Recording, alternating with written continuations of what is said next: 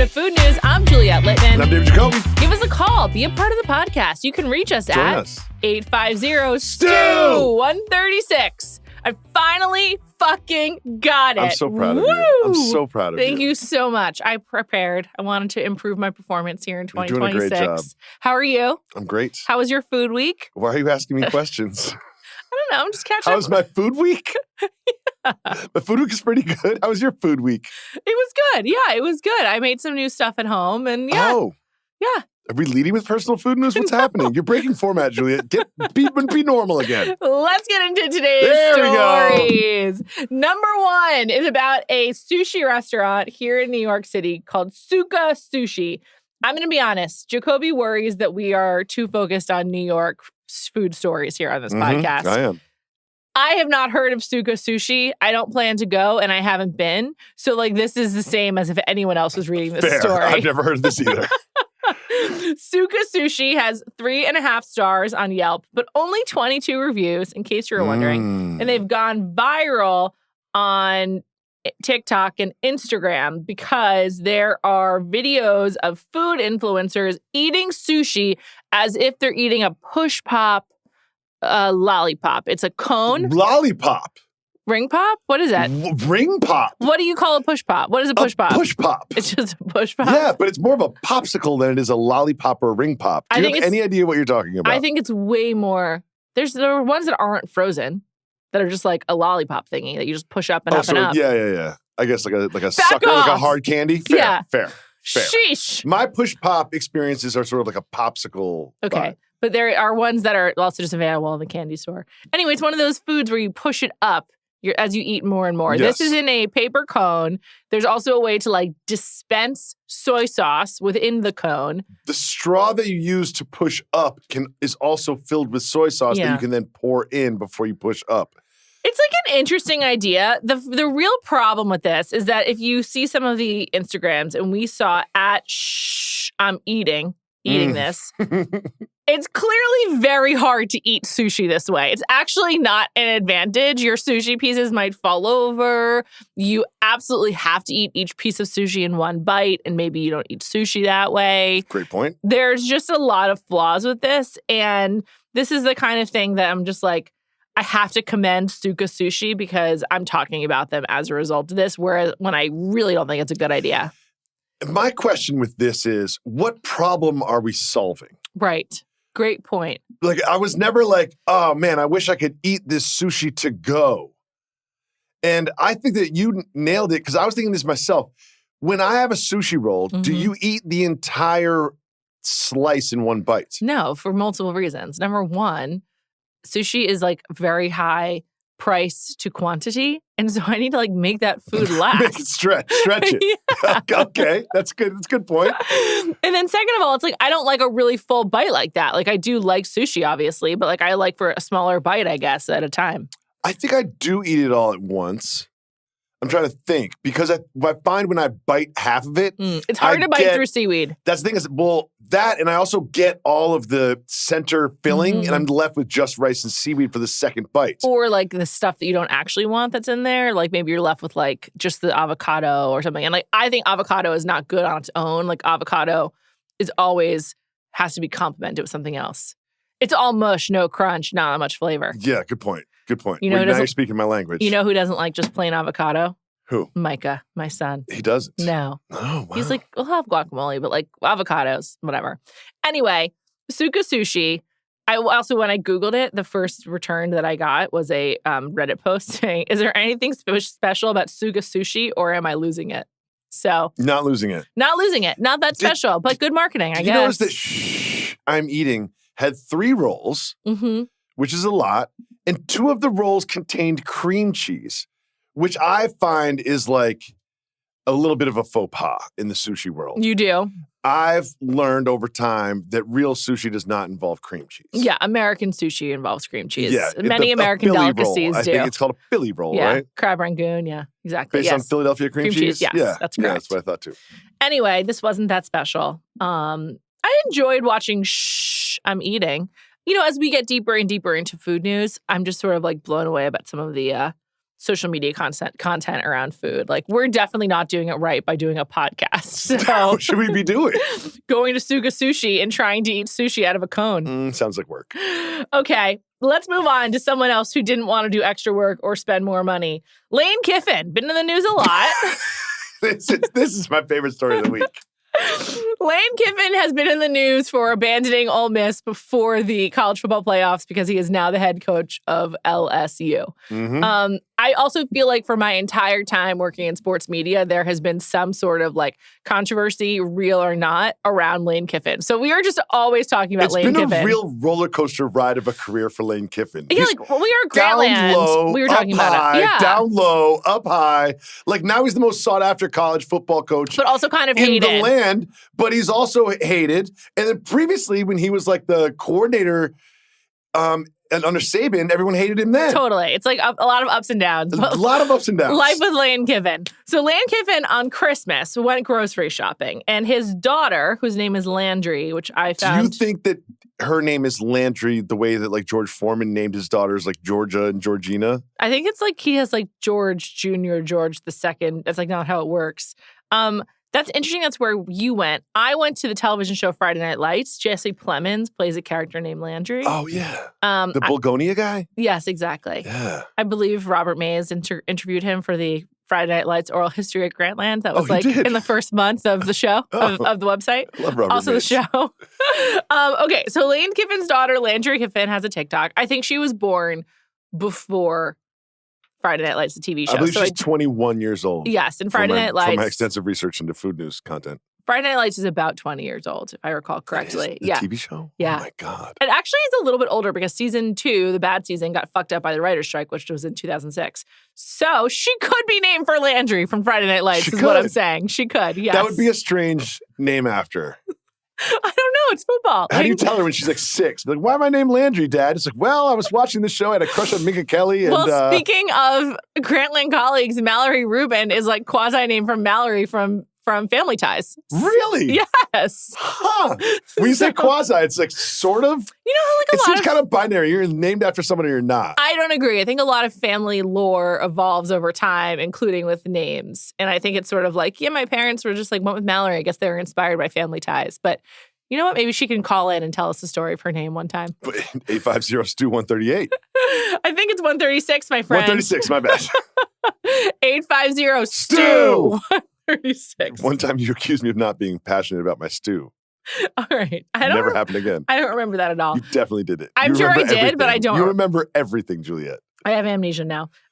Landry Kiffin captured her father walking into the home with the groceries and bucket of in the detergent. The basket. Yeah, but the detergent's in one hand and the groceries are in the other. Bleach. It was bleach. Yeah. He has bleach in his left hand and something else, and then all of the groceries in his right hand. In the basket from the grocery store. Yes. That's correct. You blew up the punchline, but thanks. He's carrying the basket full of groceries, and he says it was self-checkout, and he didn't want to pay for the bags. Pay for the bags. So what else was he supposed to do? This man just signed like $100 million contract too. And I'm telling you, he's eating his sushi pieces in 2 bites. He's stretching that as far as it can go. I love this for a million reasons. Number one, Christmas gets a little weird around noon.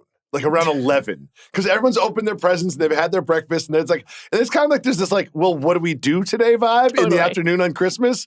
It's like, well, we've kind of had the like crescendo of the day at 10 a.m. So they're like, hey, Dad, go out and get the groceries.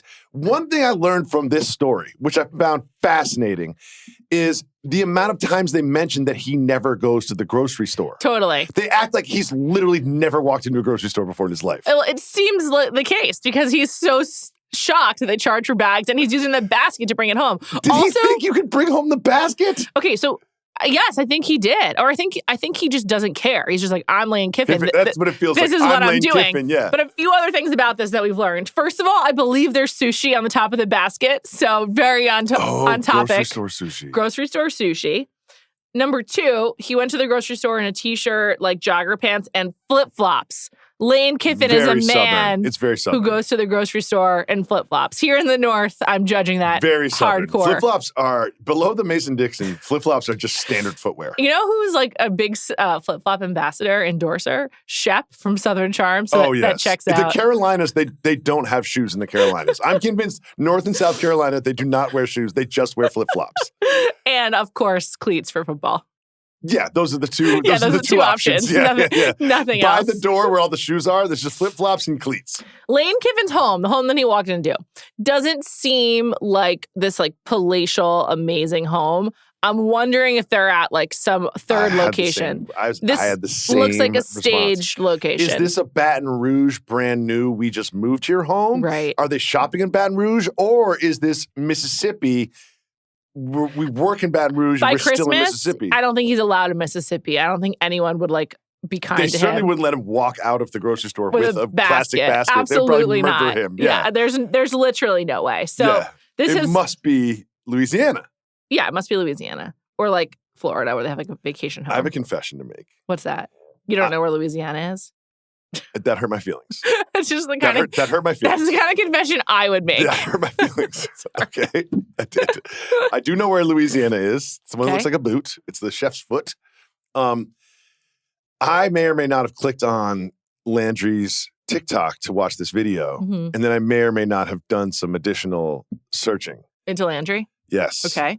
A lot of dad content. She's really sort of like... She's dining out. Yeah. She's dining out It's on her a dad. lot of... Here's my dad doing blank. Here's my dad doing blank. Here's my dad doing blank. How would you feel about your daughters doing that to you? First of all, I'd be flattered, but they wouldn't because I'm not that interesting. But there's a part of me that feels like, Landry, you are your own woman. Like you should be the star of your TikTok. This is very Friday Night Lights. Like, I just feel like this is, again, football culture. This is like, she's like, yeah, my dad's a star. Like, my dad's Lane Kiffin. Like, people want to know about it, and I want to make money off of it. So it does feel like that's what's happening. 100%. Be your own woman, Landry. Yeah, maybe she'll get there. I don't know. It must be hard to be like in SEC territory and have your dad be a famous SEC coach. Is it? Must be weird. Yeah. I think there's a lot of family situations that are much harder than that. Okay, well, I guess I'm like using hard. If Obviously, you're grade hard. Grade on a curve. I'm saying not that hard. I'm not going to say, not say hard, but I would say there's probably like pressure to lean into it. Sure. I'll buy that. Okay. Thank you.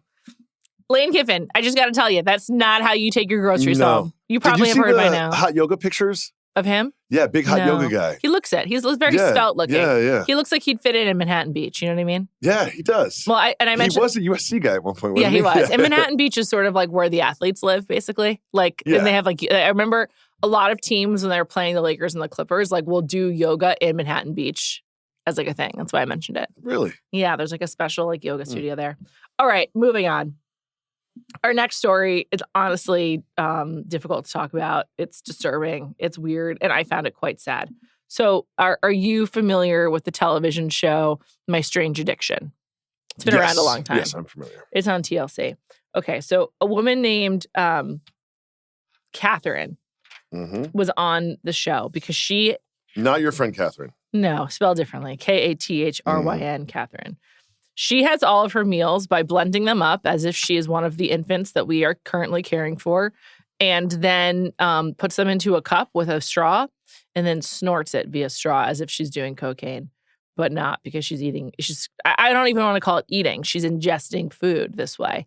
And she does it with all of her food. She started doing it in college as a dare with a flavored fruit drink. This is what she says on the show. And quote, I got a head rush, but it was actually fruitier than if I was having that through my mouth. And it was phenomenal. Since then, I've been having my entire diet nasally for about 5 years. And then the coda on the TV show is that she goes on a date with Justin, with a man named Justin. And she had not yet told him about how she has all of her meals. And at the restaurant, she asks if they can blend the meal. They say no, but they offer her a few different things. And she opts for grits and tomato soup. Or she gets the grits, I think, because she knows it can go through a straw. And then he sees her do it, and he says he doesn't know what their future is going to be. No, this is what he says, quote, he was revolted. This is my favorite. This is Justin, who went on a date with Catherine, the snorter. Quote, at this point in time, I don't know what's in the cards for me and Catherine, but if I can't stomach watching how Catherine eats her food, I can't promise a bright future for us. Justin is like being kind. Very kind. This is so depressing. Like, this is It's sad. so sad. Also, how is it possible that like this, like her nasal cavity has not been impacted? Like, I don't understand.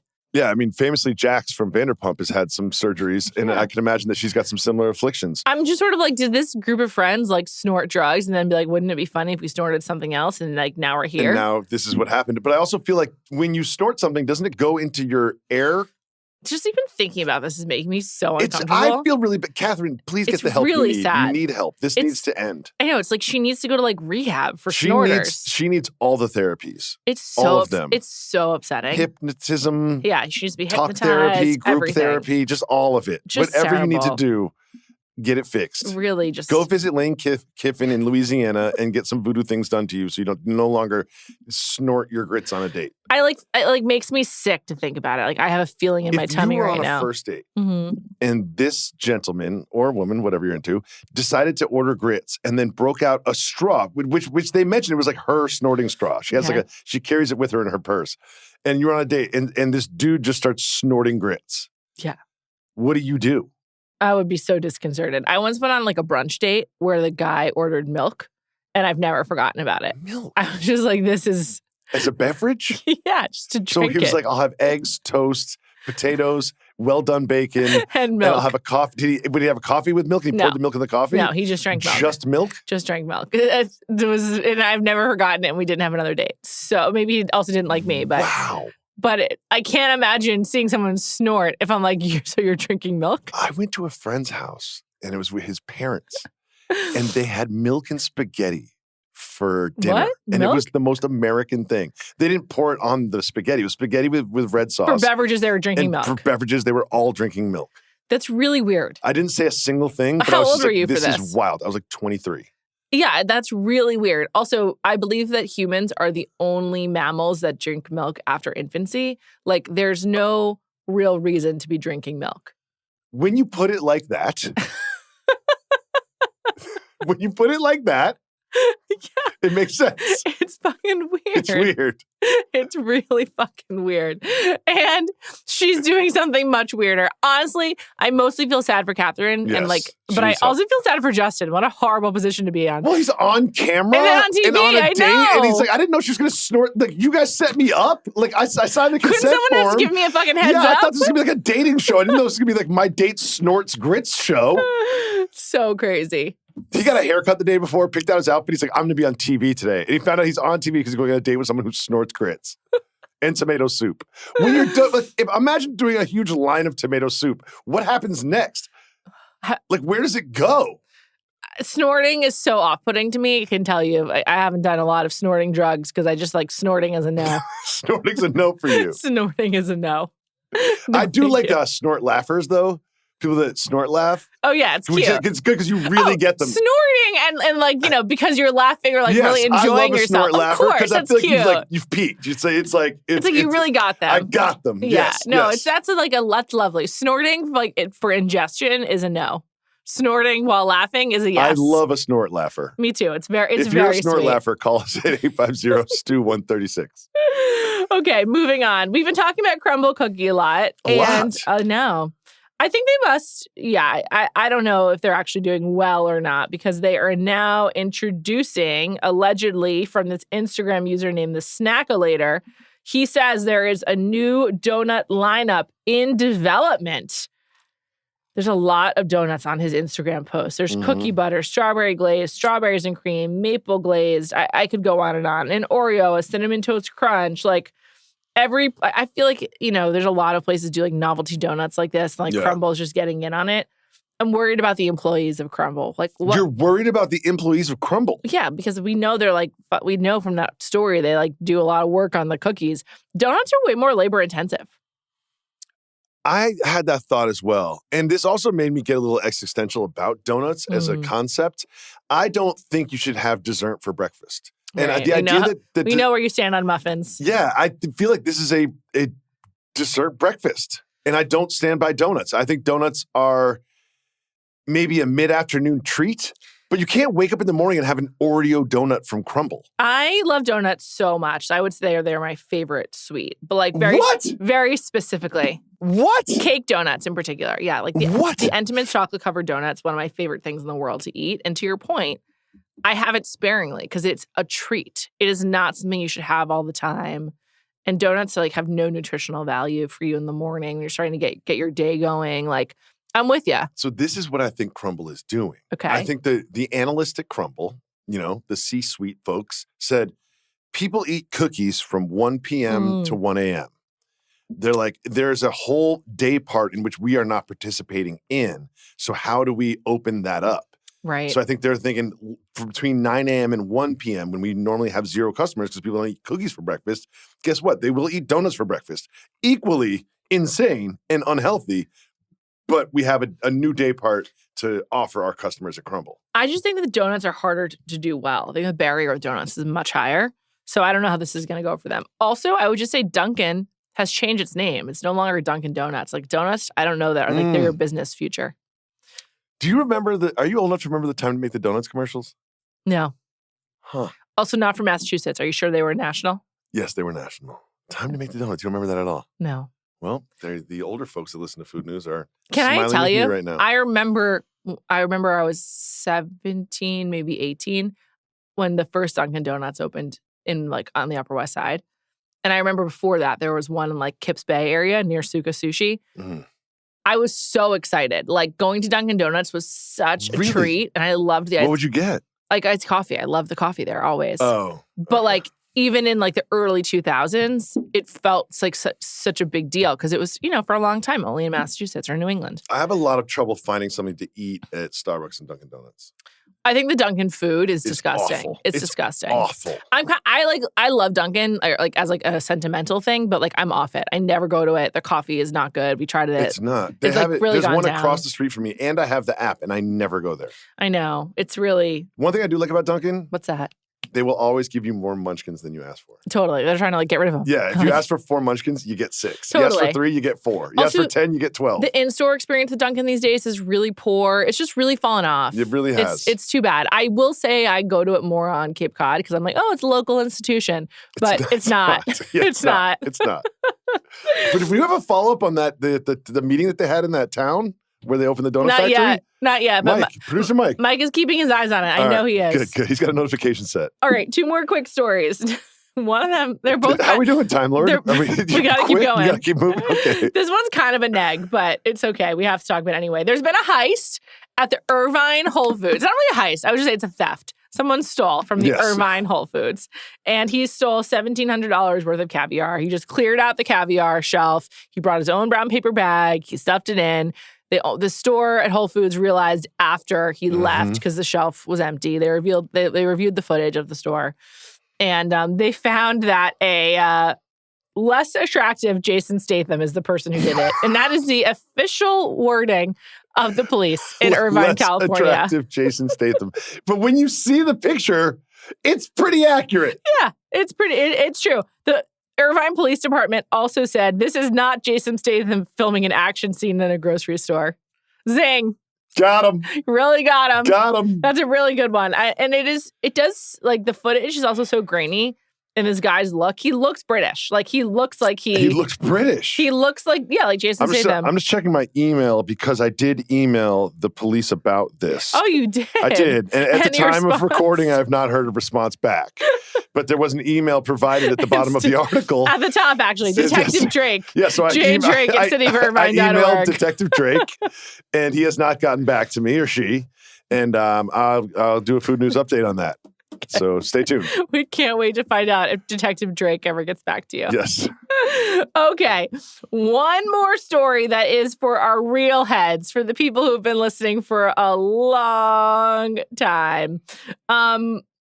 There's a woman, and she was going from Toronto to LA, and she was really into this. She's really into this. Her name is Liliana Wilde. Wilde. More on that to come. More on that to come? Yes. Okay. Just you wait. She lives in LA, but she's from Toronto. Mm-hmm. When she was in her hometown of Toronto, which, as I've noted many times, I'd really like to visit, she went to her favorite bagel place called Griff's Bagels, GRYFE''S. And she felt that she needed to bring the bagels back with her to LA. So she brought 144 bagels with her in LA. A dozen.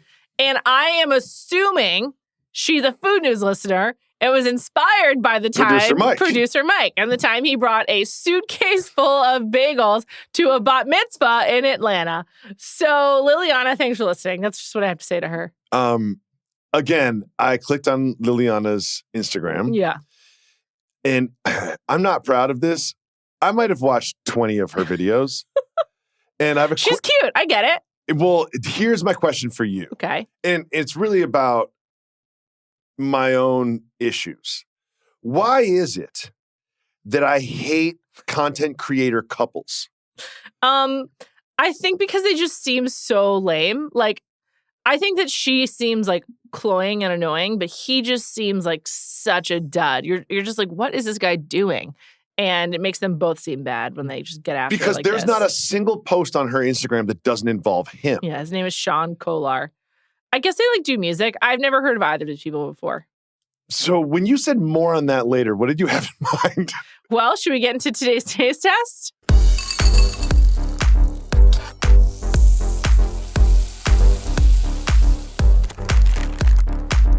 Today's taste test is wild protein chips. No relation, but WILDE. How do you know there's no relation? I'm pretty sure there's no relation. Okay. Don't you think that Liliana Wild would be like posting hard for these? Yes. Yes, exactly. Okay.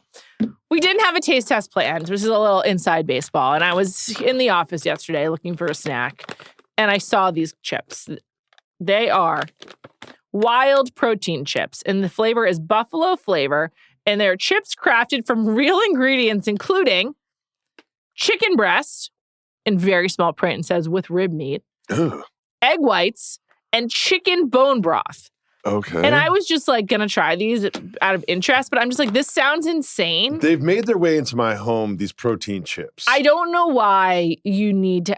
I think it's actually a bad idea to rely on your chips to be your protein delivery mechanism. Rely on your chips to be anything besides a dip delivery mechanism. Like, just if you want to eat healthy foods. But like, don't make my potato chips healthy. Also, there's like a lot of tapioca in this and other like just high oleic expeller pressed sunflower. This idea that this is like nutritional or is ridiculous. It's false. It's not healthful at all. And as we've learned from that New York Times article that we read, not all protein is protein. And is it even going to taste good? Oh my God, there's like a little packet of like, do not eat in here. It says why are you surprised by that? Pillow pack. I've never seen this in chips before. Because these aren't chips. What is it? Protein chips. It looks like, oh my God. You're not going to like this. This is a disturbing experience so far. Hold on. It's a little spicy for me. I know it's going to be a little spicy for you. Bad. Okay, the texture and consistency, really bad. Flavor, okay. It does. I taste the buffalo sauce. It gets worse as it goes on. I have to take a sip of water. It does have a, I feel a little bit like I'm eating cardboard or like eating an envelope. Like I got mail and instead of opening the mail, I just ate it. That's what I feel like. Another huge problem. A postcard. I feel like I ate a postcard. I don't want anything that has this in, any food that has this in it. No thanks. But here's the little like Zin pouch. Yeah.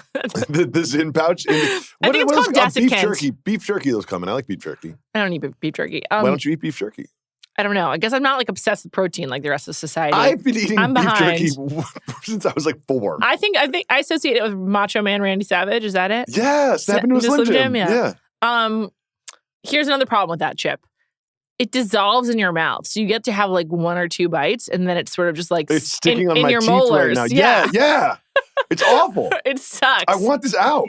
Those are so bad. And just why do I want another one? I'm disturbed by the whole idea. Like this is just not what it's supposed to be.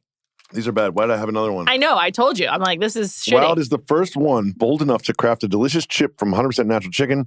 Our crispy buffalo-style chips are everything you love about wing night, minus the sauce-covered fingers. Tangy buffalo meets spicy cayenne pepper for a mouth-watering flavor that really packs a punch. Blue cheese sold separately. Oh, it's really not. There's like a lot of flavors too. Thank you. This is insane. The first question on the FAQ on their website, what is the texture like? Wild chips are thin and crispy, just like your favorite potato chips, only made with real complete protein. That's not true. It's not just like my favorite potato chips. No, it's not. What is your favorite potato chips? Probably Ruffles with ridges. Yeah. And then I also really love Pringles. Pringles. And Cape Cod potato chips. Cape Cod's good. Those are really good. What's your favorite flavor potato chip? I would say number 1 is sour cream and onion. Yeah. Number 2, plain. Number 3, salt and vinegar. Yeah. I'm not a big barbecue chip. No, I don't like barbecue chip either. It's not for me. Yeah. I like a good pickle chip. Have you ever had those? I've had those. Delicious. All right, on to personal food news. PFN. First of all, I want to shout out my go-to restaurant these days with Micah in New York. I've mentioned it before. It's better than ever for my needs. The restaurant at the Crosby Street Hotel in Soho on Crosby Street between Prince and Spring. Wait, I know that place. Yeah. Why is that your go-to with Micah? They're so nice to him there. Like, he makes a mess. Really? And they are so kind. How many times have you and been so there? accommodating. Micah has probably been there 4 to 5 times in his life, and I've been twice in the last 2 weeks. Well, you know, Baltazar's down the street. yeah, my second wife Zoe lived across the street for years. Yeah. The Crosby Street Hotel, they are so lovely there and so nice and accommodating. Really? I think the food is very good. It's a lovely experience. It feels luxurious, but they treat people staying in the hotel exactly the same as anyone who walks in from the outside. Yeah. You can be 10 months, 10 years, 10 whatever. They'll treat you the same. They're just so kind there. And I've always loved going there, and I love it even more. I really appreciate it. Why are they so kind about Micah? Because he's a messy eater. You know, he throws his eggs on the floor. Yeah, there's stuff on the floor. Yeah. And it's like having a baby at a restaurant. It's like not like why you open a restaurant. You're not like, you know who I really need to serve at 10-month-old. I think I told this story on The Right Reasons a million years ago, literally 11 years ago. Mm-hmm. I took Quincy, my wife, and a couple of our friends, probably like 5 adults in Quincy when he was about 10 or 11 months old. And we went to Pump. Oh, yeah. I was there. You were there? Yes. With Deirdre. Yeah. They were like, what the fuck are you doing here with that child? Yeah, they were not nice. And that guy who was our server was on the show. His name was like Anderson. Yeah, or and something he was like that. such a dick. Do you remember that? Of course, yeah. So why did I tell you the story? You were there. I was there. Oh, great. Shout out to Deirdre. I'm not going to get upset about being erased from this memory. I will just move All I remember is on. Anderson and Quincy. Anderson. And to this day, Quincy What has is beef his with name? him. I don't know, Anderson. Anyway, they're so nice there. And also, like, Soho is like just a good place to walk around. So if you're in the area, a lot of people visit Soho, so I don't feel it's too local either. Yeah. I'm self-conscious of being too local. I know. You're the one who said when we relaunched Food News to not make it too New York centric. I think we both said that. But anyway. You said it. Okay, so after this lovely brunch, my brother, father, and I, and Micah. Your father, the same person? The brother, father, Okay, all right, it's important. and I. The comma's working hard. Plus Micah. So it was a party of 4, as my dad would say. We were walking back to the car, because I had driven, obviously. And we walked past the Milk Bar cookie window, which is on Mott Street between Houston and Prince. And here's the thing about a cookie window. It's fantastic. Milk Bar. It's from Christina Tosi. Yeah, of course. Yeah. We got, I think, 3 cookies for $10. And the cookies were appropriately sized. They weren't these giant ones. They were like still a decadent treat, but they were like an appropriate size. It was quick. There was no line. And it's just sort of like when like a window is there for you when you need it. It's like, we've done stories about this, like a wine window. Yeah. I was just like so desiring a quick sugar fix. And it was just right there. It was so great. And there was just like, it was just sort of like a magical moment of like, you know what? I do want a cookie from this window right now. And I loved it. And if also you had like to a great open use a of door space. and go inside, I you wouldn't have probably done it. would not have done it. But Correct. because there's no entry or exit, totally. It's you like just pop by. It's like a cookie drive-through for pedestrians. Yes, it's a walkthrough. It's a walkthrough. It's a cookie walkthrough. And I was just like, it was so great. I loved it. And there's not enough like window dining in this world. Can I have a brief, not my official personal food news, but on top of your personal food news, some personal food news? No, it's about cookies. Okay. My daughter Chloe and I got a cookie at a cookie place at a mall. Which mall? And it was in New Jersey City, Newport. Oh. Okay. Yeah. Oh, is that where the Cheesecake Factory is? Yes. I've been there. Yeah. And this cookie that we got was a cookies and cream cookie. Okay. Little meta. And it was uncooked. Oh. It was just... Was it Crumbl? No. It was... I don't even know what it's called. Okay. But it was like Crumble's often gooey. That's why I was asking. It was very soft. It was basically cookie dough, and we started calling it an E because it was not cooked. That's funny. Yeah. I think that's kind of like in with cookie culture these days. I want crispy cookies. I like both. I want crunch. I want crunch. Also, kind of depends on the cookie. Like some cookie is better a little bit like gooier. I want crunch and mush in my cookie. I think that you'd be happy with many of the Milk Bar cookies. They really do that well. Milk Bar is just still excellent. I feel like we don't discuss it in like the cookie trend, but like Milk Bar stands alone. Yeah. It's always been great. It's been around for like 20 years now. It's so fantastic. I love Milk Bar. I like Milk Bar too. My personal food news, I don't know if I mentioned this, I have children. Oh. And one of my children is 12, and he likes to bake things and make things. And when he does bake and make things, he makes everyone try it. And he'll stare at you while you eat it, and you have to say it's good. And it's just one of his things. Okay. And so if he makes something, you have to eat it, and he'll stare at you, and you have to say it's good. But he's done something recently, twice, which I found fascinating, and I don't know why more people don't do this. Okay. 3-ingredient bread. He just makes bread. Cool. And I think people don't do it because you have to make the dough the day before. Right. It's time. Bread is time consuming. And then the bread the next day. Yeah. I think that's why people don't make their own bread. But he makes his own bread twice in the past 2 weeks, and it's phenomenal. That's great. It's good. Okay, what does it taste like? And what are the 3 ingredients? I don't know. Yeast, flour, and eggs, I think. It's 3 ingredients and you couldn't find out? I'm not involved in the process. Okay. I just eat the bread while he stares at me. That's my role in this. Can you have him film you trying one of his foods next time so the camera and the food are staring, the camera and Quincy are staring at you? Yes, we'll have a third-party film. That's cool. I feel like wasn't Joey making her own bagels at a time too? No, that never happened. I'm pretty sure it did. Then why'd you ask me the question? Double check with her. Then why'd you ask me the question? Okay. Why ask me the question? If I answer it, and you're like, no, you're wrong. Right. I'm sorry. My bad. I don't remember. I don't think Joey's ever made her own bagels. I'm texting her right now. Okay. Then by the time we're done with listening to food news, in the oven, we'll get a she response. was making them, and she used have you ever made your own bagels? And she's gonna be like, "What are you doing, you psychopath?" Everything seasoning. This is an insane text I just sent my wife. Have you ever made your own bagels? This is insane. I can't wait for the response. She's not typing. What's your response time on you? Oh, she just never answers my phone calls, ever. I have not successfully called this woman in 20 years. There's some people in my life who don't answer the phone frequently when I call. And so what I do is I hang up. I don't leave them a voicemail, but I send them a voice memo in the text, and they listen to it, and they will respond. So I'm like, I know you're just ignoring me. That's okay. I accept it. But I will oftentimes, she's always on her phone. She's on her phone right now. And she's not responding. She saw this text. Should I text her too? See who responds. Yeah, same one. Same one. Have you ever made your own bagels? Okay. She'll respond to you immediately, I promise. She just hates me. Have you ever made... How do you even make bagels? You boil them or something? How do you make bagels? Sorry, I like having typos. Have you ever made your own bagels? Question mark. How do you make them? You boil them. Well, if you make them at home, there's a lot of like homemade bagel recipes. It's like, and we talked about it. You're like, yeah, it was pretty good. Okay, I'm going to leave this here in case she responds. Let's do our listener food news in the meantime. Hey guys, this is Eric. Unique spelling, not going to give it. Oh. With Jacoby being a soup guy, I thought you might like this one. Every year my office does a soup and chili cook-off. Last year I made an absolutely killer chili. Poured my heart and soul into it. I'm talking dozens of ingredients, multiple cuts of beef, 5 different kinds of chili peppers, homemade stock, the works. Sounds good. It took me hours. It was phenomenal.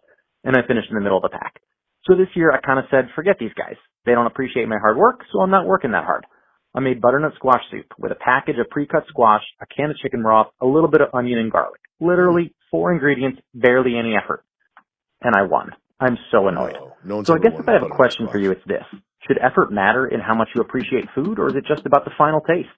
Thanks for doing a great job. Love the show. Oh, thanks, Eric. Unique name. I'm stuck on the spelling. Just one thing. Eric spoke so beautifully. He was like AI. And it sounded like He's AI. He sounded like AI. That's did. the same thing I thought too.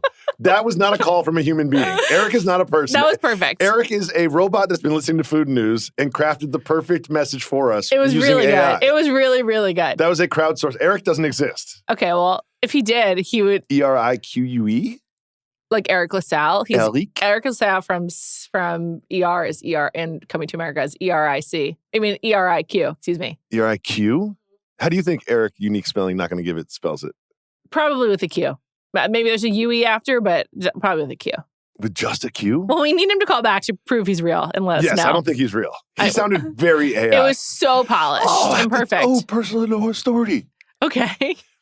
Joe responded. She responded to you? This is bullshit. No, she did not. Yes, David has had them. 3 ingredients: Greek yogurt, flour, and baking powder. I do remember that now. Yes. God damn it. I'm taking L's. So many L's today. This is so funny. I was on that thing. You're so proud of yourself right now. The accomplishment on your face is like something I've never seen before. You've had children. You've bought homes. You've done so much with your life. But just being right in this conversation is just really doing it for you. Honestly, I'm just like, this is funny. I just enjoyed the humor here. I just wish my wife would correspond with me from time to time. I'm having fun on Food News. What's wrong with that? What's wrong with that? So anyway, you're going to like this. Okay. Do you remember when I was using ChatGPT and that voice came up that sounded like you?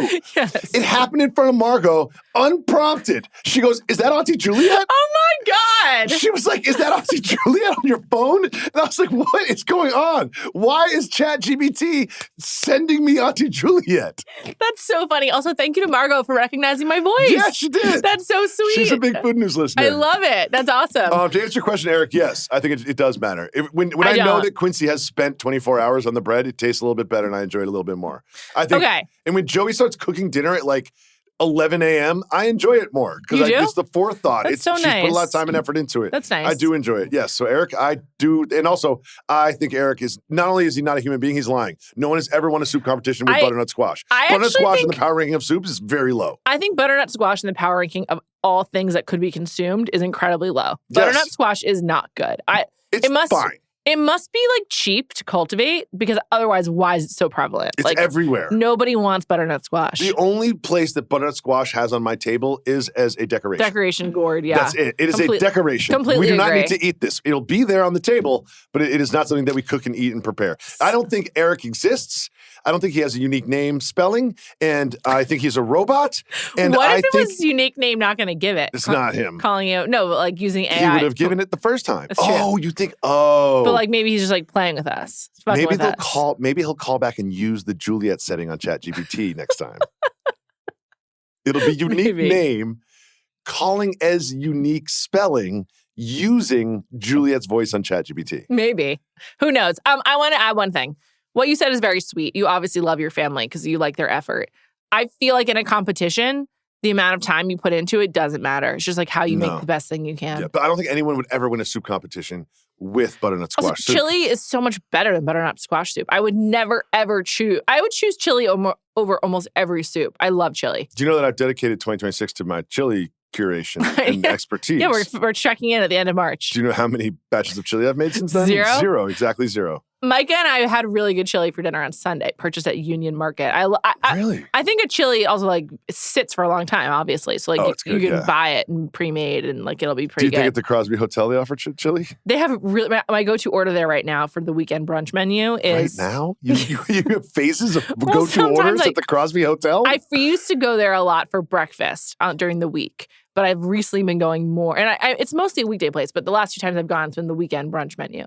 And I've gotten the French onion soup. It's so good. It's so good because it's heavy on onion. Comes in a regular bowl, not like a bread bowl or like one of those like bowls that goes in the oven. It does have cheese and croutons, but not too much. Yeah. So it's like a complete meal without going too heavy in one direction. It's so good. I'm sure I've shared this before, but you follow me, Jacoby, on Soup on TikTok, right? Of course. Do you know one of my posts went viral and I had no idea? Yes. Does that have anything to do with French onion soup? French onion soup, no cheese. Oh, right. And people thought I was insane. When I order French onion soup, I generally say light cheese. Yeah. I think you would like this version of French onion soup. Maybe we can go there one time with our kids. I also think that hotels are an underrated asset in terms of always have a bathroom in the lobby. Totally. Always have a good restaurant. Welcoming. Always have a good bar. Yes. You're never going to get like a free drink. You're never going to get like hooked up and you're going to pay extra for being in a hotel. Yes. But it's sometimes worth it. I also find that like when, with an infant, going out for a meal is like a huge deal because it's not because it's like so hard, but it's like so exciting. You're like, yes, we're going out for a meal. This is fun. And so you should really make it worth it. I always tip more because my kids make a mess. I also always offer to clean myself. I think it's like I do a little cleanup myself as well. Yeah, I'm also like, if you want to give me the broom, I'll do it. Like I really don't mind. This is a mess. If someone came to my office and just made a mess without acknowledging it, I'd be like, fuck off. So anyway, thanks to everybody for listening. Thanks to You're just gonna end with fuck off? Yeah. That's a great transition. Thank you to our producers, Mike Wargon and Ronak Nair, and to David's wife, Joey, for texting me back first. I didn't get a text. We'll be back next week.